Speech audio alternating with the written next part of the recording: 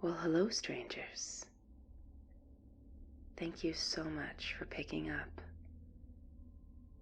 The story for this week is number 18. The 80s were a strange time for children's entertainment.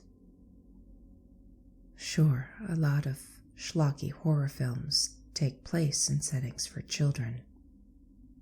Camps, bedrooms, even with kids' toys coming to life. But I'm not talking about horror movies. I'm talking about movies specifically made for kids to watch them.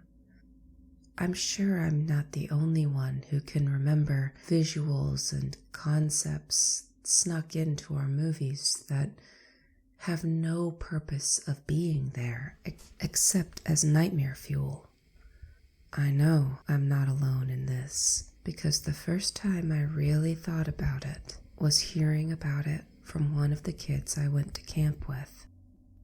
The counselor in our cabin was already snoring that night, but a handful of us couldn't sleep. One kid, annoyed at our noise, called out that we should just read or something. My friend in this story, we'll call him Kevin.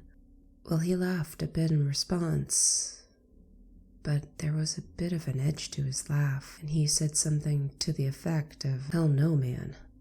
That's how the rag man gets you." The what? I mean, we'd heard of the boogeyman, but the rag man? We were intrigued. At first, Kevin demurred. Honestly, he looked like he hadn't meant to say anything and was regretting the outburst. We had to push him to tell us what he was talking about. He finally spilled the beans. He told us that a few years back, he and his baby brother had been at their grandma's house for a week-long visit. His grandma had taken them to a creaky old video rental place, some local outfit in town.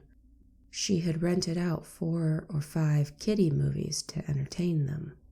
One of them included a short story done in that unsettling claymation style about a guy called the Rag Man.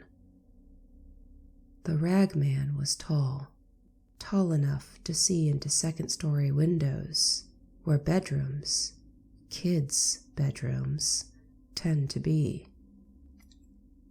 He was old, stooped, scrawny, with long, skinny arms to reach into the windows of kids' rooms. But not just any kids' rooms. The ragman had a specific type of child to whom he'd pay a visit. Kids who stayed up past their bedtimes, reading. The way Kevin told it, the ragman was drawn to light in the window, the light you would need to read. There were some snickers from us boys listening, but quiet ones. Something about the way he was telling us the story seemed serious. He doubled down, telling us that lamps on nightstands and flashlights were how he knew. If you had your ceiling light on, you were probably still allowed to be up. But any light that was, like, sneaky, that's how he knew you were up past your bedtime. So he'd see that little sneaky light, and he'd glide up to your window.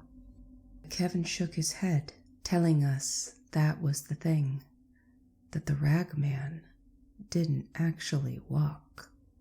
He floated around.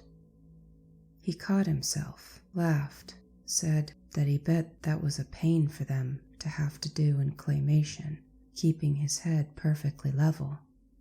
He laughed again, but not like he found it funny. The floating, he explained, was how he could reach any kid's window. Any kid's window where he saw a little sneaky light and knew they were up past their bedtime. Kevin paused. The cabin suddenly seemed so small, the sounds of owls and wind and nature outside, quiet, still, waiting. Kevin continued. He told us that what the ragman would do was he would look around and see that little light. Like a moth, he was drawn, floating right over to the window. He was silent, so the kid wouldn't even know he was there until his big head was in the window and he was grinning at you, like you were playing hide and seek and he had found you. He would sit there peering in until you saw him. That way the kid couldn't drop the flashlight or pretend to be asleep. He caught you dead to rights. Kevin paused, then added, he knows if you're faking anyway. How? It took me a second to realize the voice that asked how was mine. Kevin looked at me and told me he thought the ragman could smell it if you faked being asleep. He added that he didn't think the cartoon said how, but that the ragman had this long, bulby nose. And why else give him that big nose if he wasn't using it to smell? He smelled if you were awake. Light, smell, it didn't really matter. He could tell if you were awake, and if he found you, he would come to your window and stare in until you saw him. And once you saw him, well, then he would appear in your room, right up next to you. He would do that the literal second you saw him in your window. That way, you didn't have time to call out to your parents or run away. Once he was inside, it was all over. He would reach out his hand, and as he said this, Kevin unconsciously reached out his own hand, reenacting what a younger Kevin had committed to memory. And with that outstretched hand, he would turn you into a rat. We were all quiet. Someone broke the silence, asking, "He turns you into a rat? Why?" Kevin had an answer for this one too. He told us that the ragman would turn you into a rat because then you were small enough for him to put into his bag. Kevin laughed again, brittle and without humor. He told us for the longest time, Joey, Kevin's kid brother, thought the man's name was the Rat Man because he changed the kids into rats. Kevin had too, or thought he remembered wrong. But now he was pretty sure it was the Ragman. And yeah, that's what the Ragman did. He'd turn you into a rat, then grab you and stuff you into his bag and take off. There was more silence for a moment as we sat, waiting for Kevin to continue with more of the story. But Kevin sat quietly, looking out towards the cabin door. Finally, another boy spoke up. "That's it?" Kevin's eyes slid back to us. "For the Ragman? The kiddie show, yeah. He just straight ganks the rat kid, stuffs them into his bag, and that's the end of it. No takebacks. He got you. He leaves the house, and he takes you away forever." He leaned back in bed. So did we. As unsatisfying as that was for an ending, I could feel the tension in the room slowly deflate, and that gave me a bit of relief.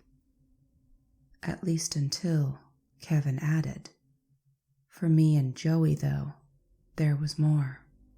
We all sat back up, clamoring at him to tell us, not to drag it out. Come on, man. But Kevin seemed really serious. He did not want to speak out about what had happened. And when I think about it now, man, I kind of wish he hadn't. But maybe, just as I had felt the tension leave the room, maybe Kevin felt full of that tension from not sharing the story. Because eventually, he did. He told us that they had watched that cartoon a few times that week, seeing as how their grandma had gone to the trouble, so only watching it once would have felt like they were being rude or wasting her money. Plus, she only got a few movies at a time, so rewatching them was practically a given. At any rate, Kevin was creeped out a bit, but Joey, his kid brother, was really scared of the ragman, which, Kevin told us, Joey was a total bookworm. Staying up past his bedtime to read was practically his favorite thing to do.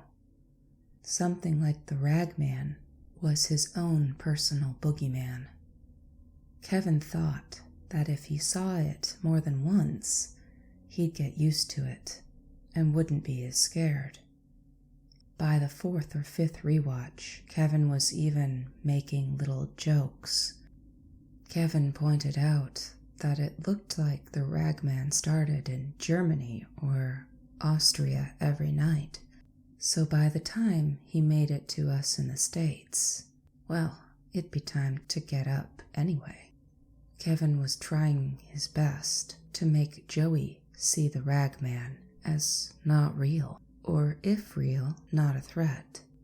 But it was on that 5th rewatch that Joey stopped him and said, "No, he's here at night." We boys in the cabin sat silent. I felt the hairs on my arms stand up. My blood seemed to run cold. I wanted to ask, I think we all did, but Kevin was being so hesitant. Clearly this story he was recounting was hard for him.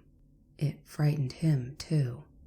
So we just sat there, urging him to go on by not cracking some joke or making another dumbass remark. And eventually, he did go on.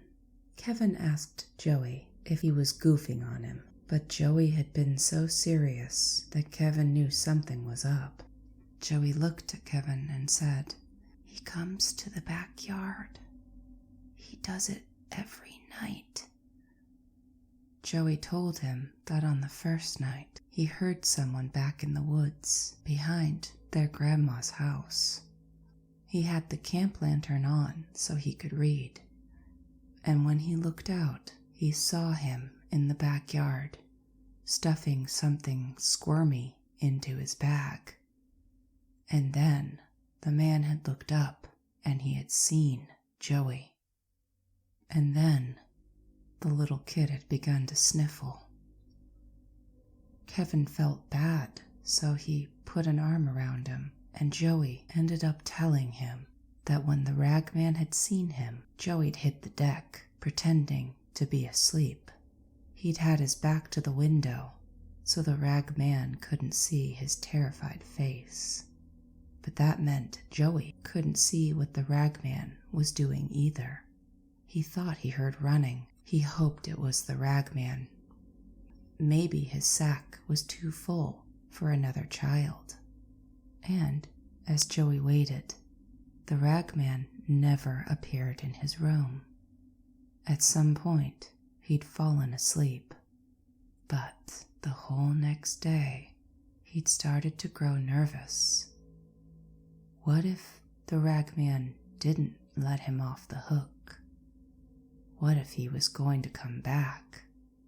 Joey didn't know, but around 8, when their grandma had sent them to bed, he left his camp lantern off. At first, he lay there on his back, eyes darting around the window. But besides an occasional frog, there was nothing. The moon was near full, casting a glow into the room. As he felt himself get more and more tired, he again turned his back to the window to get the light out of his eye. Joey had told Kevin that he thought he'd fallen asleep, but suddenly he was wide awake. It hadn't been a noise that woke him. It was the opposite. The night was too still.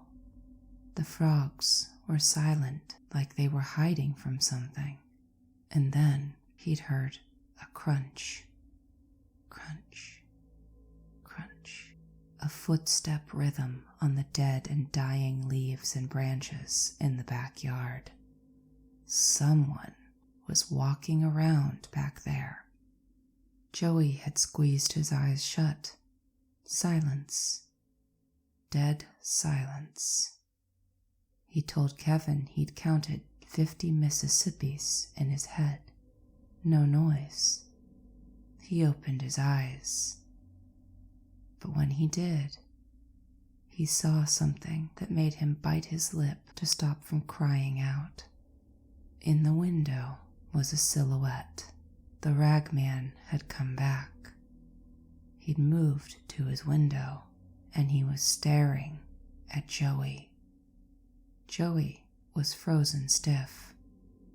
He just laid there, wide awake, terrified, staring at the shadow of the ragman, until finally the shadow slid to the right and out of the patch of moonlight. Back in the cabin, as Kevin told this story, we too were stunned. Like Joey, I think a lot of us were locked in place, holding our breath. Kevin continued. He had told Joey that he was imagining it. Joey was such a serious little kid. He'd never been into playing make-believe, never believed in Santa or the Tooth Fairy. He'd play along, but it was like he was humoring the adults and didn't want to spoil it for them. So making something up like this was so weird. It wasn't something Joey would do, and that's what scared Kevin.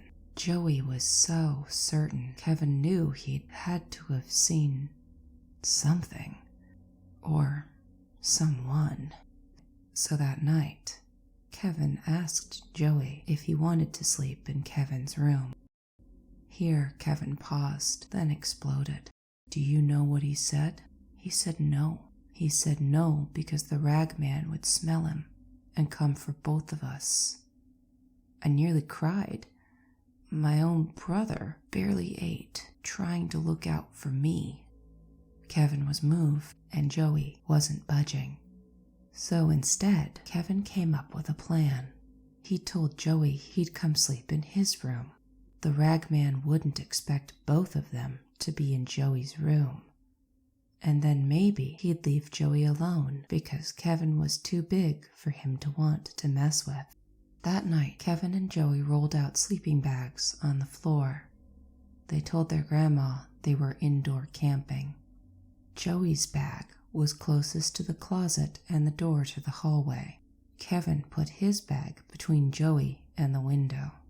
They played a few card games, like Old Maid, ate a bunch of those strawberry candies that grandmas always have on hand, and generally, they just didn't talk about the ragman.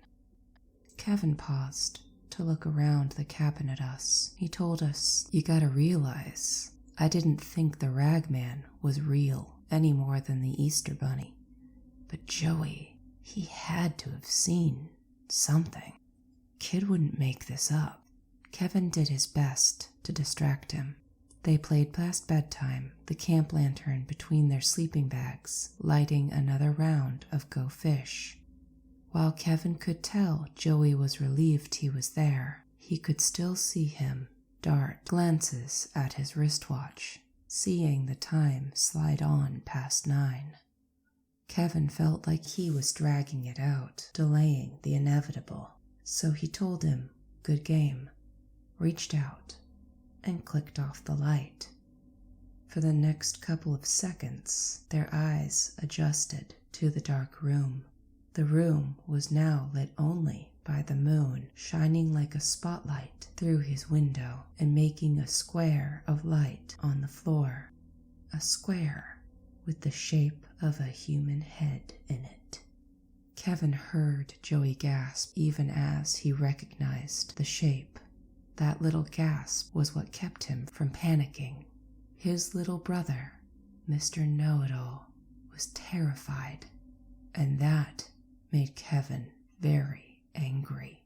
Who the hell thought they got to scare Kevin's brother that way? He wheeled around, hitting the lantern to turn it back on as he did. What he saw made him jump. At the window, staring in from outside, was a man. Not the rag man, but a dirty, bearded guy, his filthy hands cupped to the sides of his face, peeking in at them. He locked eyes with Kevin. He was smiling, his teeth jagged, yellow. Kevin stared back and yelled, screamed.